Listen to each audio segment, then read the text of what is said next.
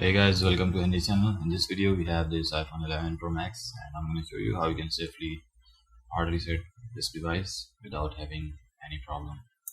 So here we go. So first of all you have to remove your Apple ID from there, which you can simply do by tapping here, and there will be a reset option or remove option. You can remove it from there and then go to general.